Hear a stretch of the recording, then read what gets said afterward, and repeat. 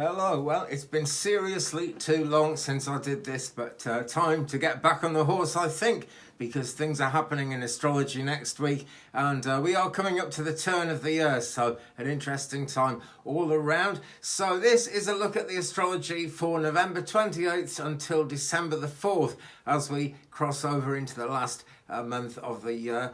Now, this particular week ahead as we go into December is full of conflict. Actually, there's some very positive stuff going on, and there's also a tendency for people to fight with each other. So as we go into the week, everyone's really kind of hyped up and wanting to get things done. Strong desire to really kind of push ahead, and that's an extremely strong desire, actually. And as we know, sometimes it's better to go a bit more gently into things, and that is certainly the case in this week ahead.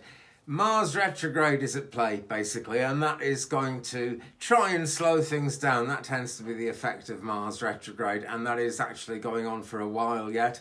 Mars is retrograde for quite a long time. Mercury retrogrades are really short because Mercury is a very close neighbour to this planet, but as we get further away, the light takes longer to reach us, so the effects go on longer, basically. And Mars retrograde, that is really kind of what Mars retrograde is all about.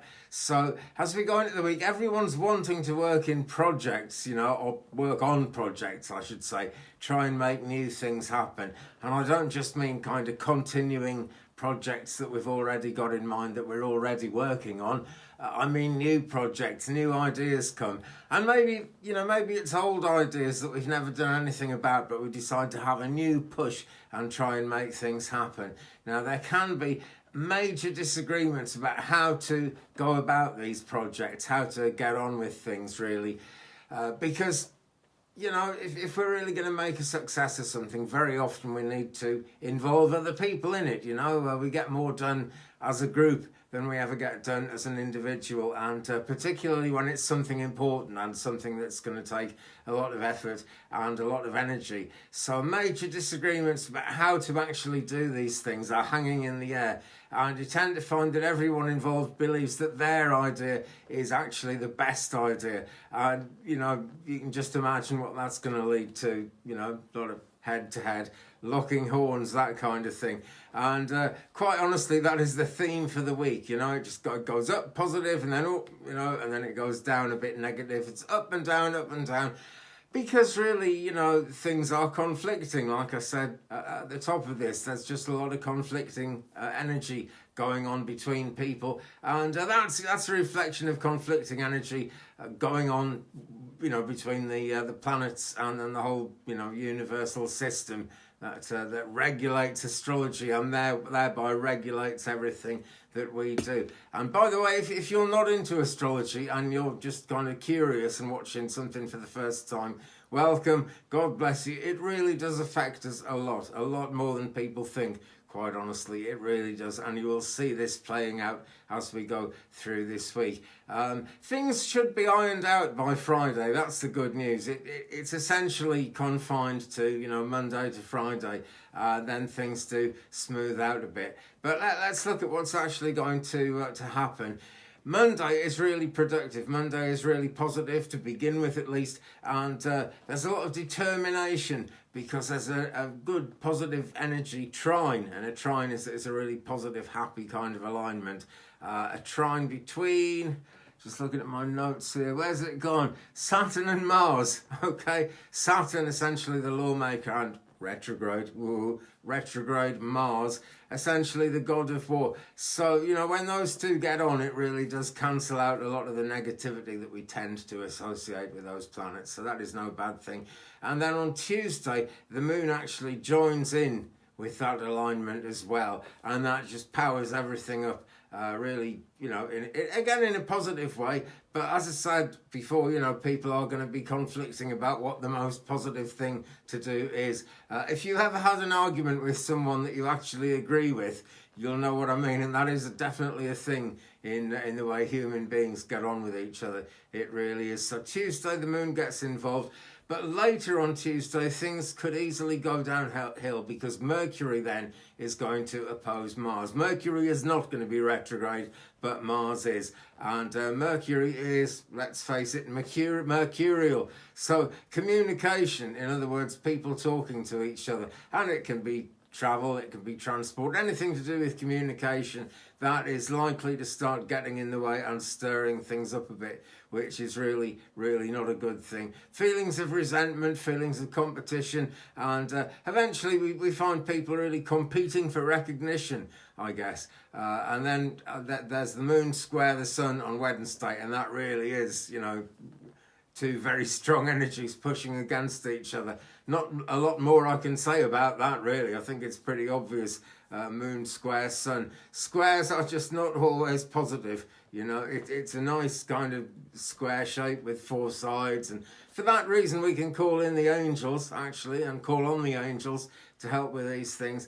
But, you know, sun square moon, moon square sun, it's really not an easy thing. And that's to look out for on Wednesday. On Thursday, there's a T-square of the moon conjunct Neptune and Jupiter, and it pulls in Mars as well.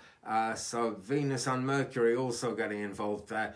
And so there's a lot of conflict going on in the heavens there, basically. So people look like they're going to be refusing to cooperate with each other, and compromise is going to be very, very hard to find. But luckily, peace comes in later that day because there's a sextile between Venus and Saturn, and you know, that really makes things a lot more optimistic and actually adds a bit of energy into things. And this is where we start to see things getting ironed out as we come towards Friday.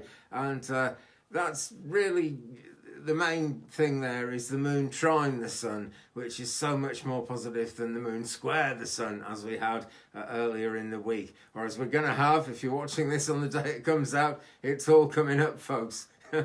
Beware, that's all I can say. But things really do start smoothing out late Thursday, and as we get into Friday, as I say, moon trine sun, and Saturday then is going to be a really good time for dates. You know, you've got to make a date for something, not necessarily a romantic date, although it could be that, but just you've got to set the date for something. Saturday is a good day to start thinking about that. The moon's going to trine Venus and Mercury, and it's going to sextile Mars and Saturn.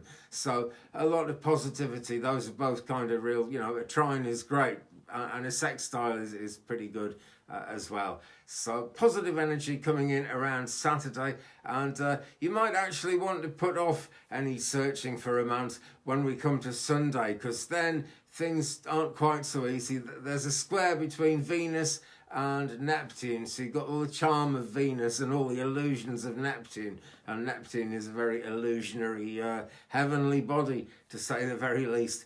And so those two squaring each other could make things tricky. You might actually find that someone takes advantage of you, maybe, or just kind of, you know, I don't know, pulls a fast one in some way and gets ahead of you.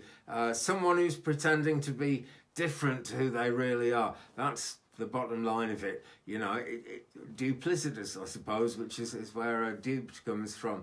But there we go. There is the astro weather going ahead 1 week from today, if you're watching it on the day. If you're not watching it on the day, well, you know, I hope that's shown you something about astrology, and I hope that's been of help. My apologies once again. It must have been a year or so since the last time I put a video out on this channel. If you didn't see me talking about it at the time, I was kind of ill. I was in hospital for a little while. Everything's been fine ever since, but at my age, and I'm nearly 60, would you, well, you would believe it, because I've got a white beard. I'm nearly 60, and so for that reason, I wanted to take plenty of time to just kind of calm everything down, get on with everything, get my ducks in a row, so to speak, and just kind of get back on the horse, like I said. So thanks ever so much for watching this video, friends. Do give me a like, do hit the subscribe button, because there will be more coming now I've got back on the horse again. And I'll see you again in a future video.